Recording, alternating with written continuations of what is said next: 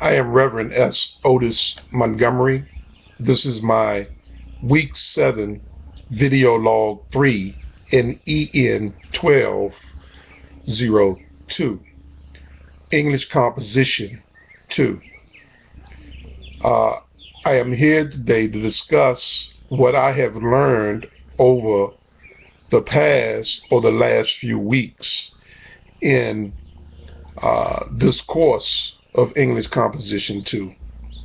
I'd like to discuss with you what I've learned in Week 4, titled Differences, comparing casual arguments and arguments by definition. Casual arguments seeks the cause of an instance or an occurrence. Additionally, a casual argument examines effects of given outcome based on the evidence presented.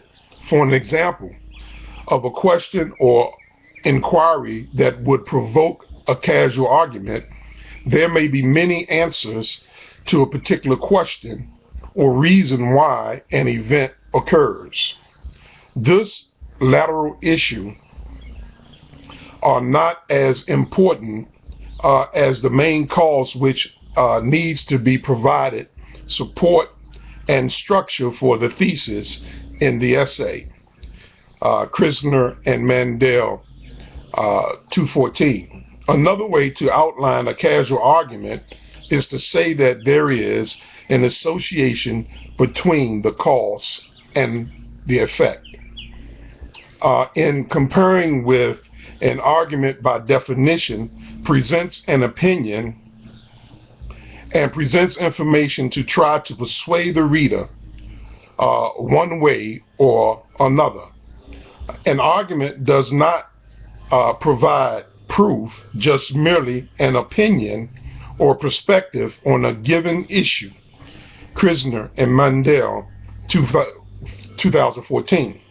Arguments are a position of everyday dialogues. In order to make points and have others consider your point of view or conception about a topic, human beings use the elements of argument. That is to say, to proffer supporting information in order to persuade people to see their way of thinking. In addition, arguments can have more than just one or two sides. As such, details supporting a given perspective must be substantiated in order to support the thesis. Work site Krisner, L.G. and Mandel, S. R. 2014, Practical Arguments, a Text and Analogy. Boston, Massachusetts, Belford, St. Martin, 2014, print. At this time, I'd like to also discuss what I've learned in Week 5, dealing with arguments by analogies. Structuring your argument, analogy should begin with a strong thesis statement, establishing the context, supporting your argument, and proffering up the central concept that will develop.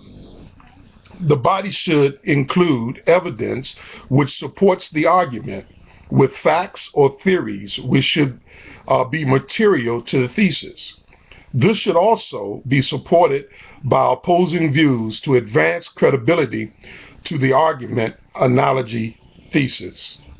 Representing additional facts, proffering supplementary evidence, or establishing a second point, presenting additional differences in which the current situation presented to an alternative situation.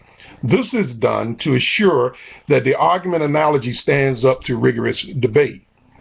Disproving your opposing argument assures that the analogy is valid regardless of its boundaries.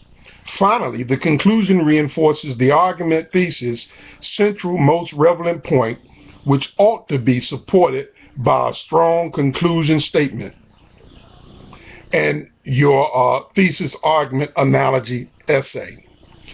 Worksite Krishna G.L.